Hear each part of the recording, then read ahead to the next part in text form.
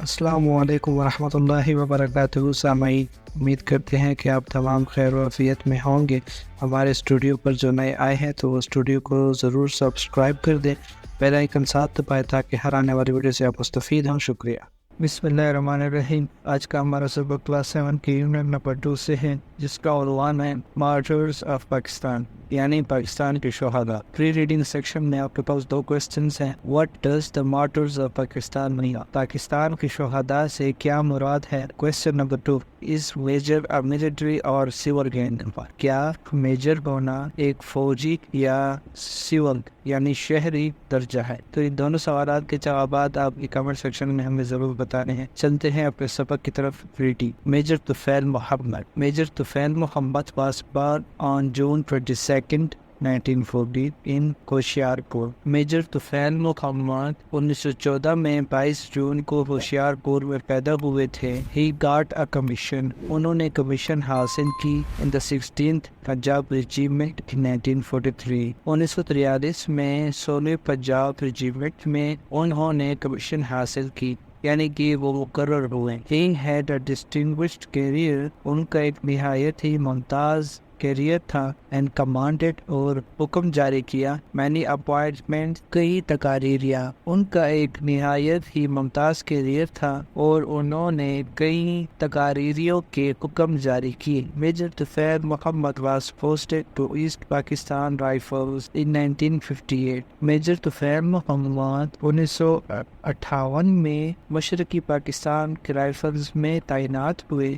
As a company commander, company کے commander کے طور پر۔ میجر طفیل محمد 1958 یعنی کہ 1958 میں بطور کمپنی کمانڈر کے مشرقی پاکستان رائفلز میں تعینات ہوئے۔ In August 1958 Indian troops captured a village called Lakshmipur in asset Pakistan. اگست 1958 میں مشرقی پاکستان میں واقع لکشمی پور کے نام سے ایک گاؤں کو ہندوستانی فوج نے اپنے قبضے میں لے لیا تھا۔ Major Tufail Muhammad was assigned the task, Major Tufail Muhammad کے ذمے یہ کام لگایا گیا یا ان کو یہ کام سونپا گیا ٹو ریٹرائیو دا ولیج، کہ وہ گاؤں کو واپس بحال کر لے، واپس اپنی قبضہ میں لے لے فرام انڈین آکوپیشن، ہندوستانی قبضہ سے۔ میجر طفیل محمد کے ذمے یہ کام لگایا گیا کہ وہ ہندوستانی قبضہ سے اس گاؤں کو واپس چھڑا لے۔ He divided his men into 3 groups، اس نے 3 گروہوں میں اپنے لوگوں کی تقسیم کی۔ And it was decided، اور یہ فیصلہ طے پایا that they would attack، کہ یہ لوگ حملہ کریں گے during the dark hours of 7 August 1958، کہ وہ 7 اگست 1958 کی تاریخ رات میں حملہ کریں گے۔ انہوں نے اپنے آدمیوں کو 3 گروہوں میں تقسیم کیا اور یہ فیصلہ قرار پایا کہ وہ 7 اگست 1958 کی تاریخ رات میں دشمن پر حملہ آور ہوں گے۔ پاکستان آرمی ٹروپس انسرکلڈ دی انلیگل انڈین پوسٹ، پاکستانی افواج کے دستوں نے ناجائز طور پر قبضہ کیے گئے ہندوستانی پوسٹ کو اپنے گھیرے میں لے لیا۔ which had violated the boundary، جس نے سرحدوں کو پامال کیا تھا between the 2 countries، 2 ممالک کے درمیان in the لکشمی پور ایریا، لکشمی پور علاقے میں۔ پاکستانی افواج کے فوجی دستوں نے ناجائز طریقے سے قبضہ کیے ہوئے ہندوستانی پوسٹ کو اپنے گھیرے میں لے لیا، جس نے 2 ملکوں کے درمیان لکشمی پور کے علاقہ میں سرحدوں کو پامال کیا تھا، یعنی انہوں نے سرحدوں کو پھلانگ کر ہماری طرف آ گئے اور پھر قبضہ کرنا چاہا، تو اس طرح سرحدوں کو پامال کیا گیا۔ When Major Tufail Muhammad group was about 15 yards away from the enemy line، جب میجر طفیل محمد کی جماعت دشمنوں کی سرحد سے صرف 15 گز کی دوری پر تھی، they came under heavy fire، تو ان پر سخت گولہ باری شروع ہو گئی۔ But he kept moving forward، لیکن وہ آگے بڑھتے رہے and silenced the enemy's machine gun with a grenade، اور ایک گرنیڈ کے ساتھ دشمنوں کی مشین گن کو خاموش کرا دیا۔ While reading portion میں دیکھ لیں what task was assigned to Major Tufail Muhammad, Major Tufail Muhammad کے ذمہ کون سا کام لگایا تھا؟ یہ جتنا بھی آپ نے پڑھا ہے اس میں آپ کا اس جواب موجود ہے، جواب تلاش کیجیے پھر اپنے الفاظ میں کمنٹ سیکشن میں لکھیں۔ Major Tufail Muhammad was fatally wounded، Major Tufail محمد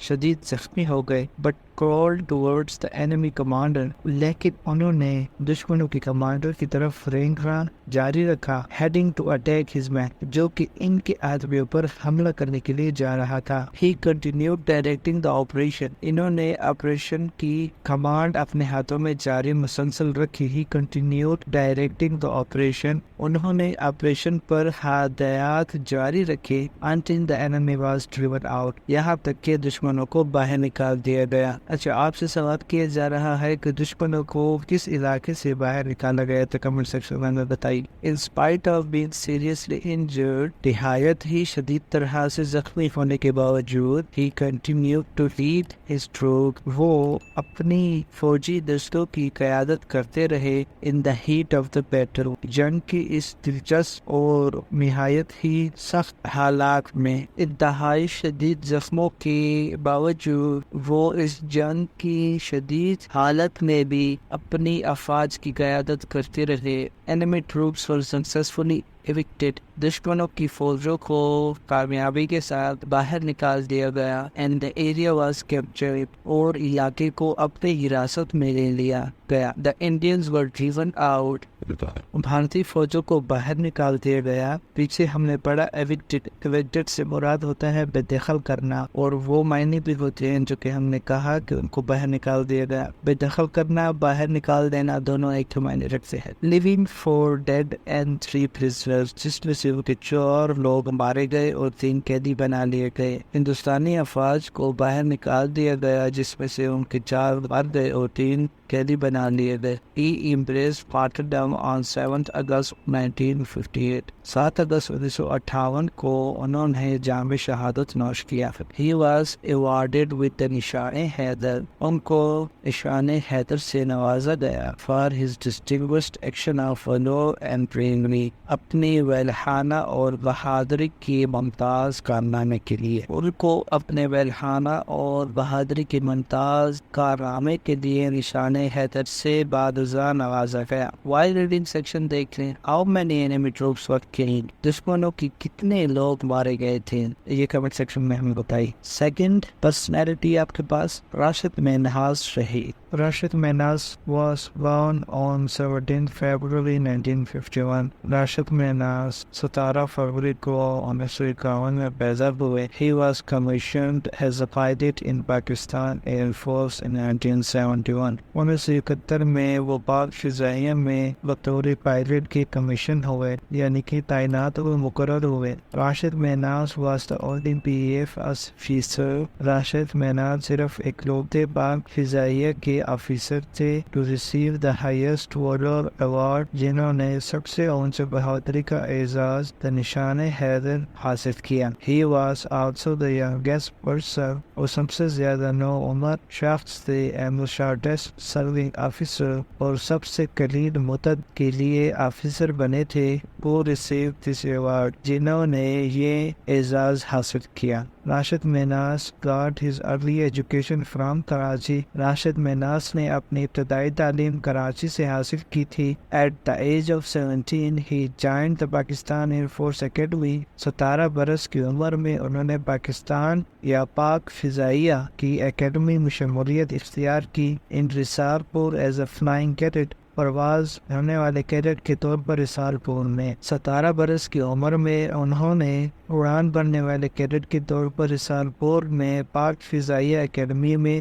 شمولیت اختیار کی. Rashid Minhas graduated from the academy as a general duty pilot. Rashid Minhas academy سے بطور جنرل ڈیوٹی پائلٹ کے گریجویٹ ہوئے and was posted to PAF base Masroor in Karachi, اور کراچی کے پاک فضائیہ بیس مسرور میں تعینات ہوئے. on August 20, 1971 as a pilot under training. 20 اگست 1971 کو بطور تربیتی pilot Rashid Minhas was to take off on a routine training flight. ان کو معمول کی تربیتی اڑان بھرنا تھی. when his instructor pilot متی الرحمان, جب ان کے ہدایت کار یا استاذ پائلٹ متی الرحمان نے forced his way into the rear cockpit, نے پیچھے کی نشست سیٹ میں جا کر بیٹھ گئے. His instructor seized control of the aircraft and headed towards India. اس کی ہدایت کار نے طیارے کو اپنے قابو میں لے لیا اور اس کو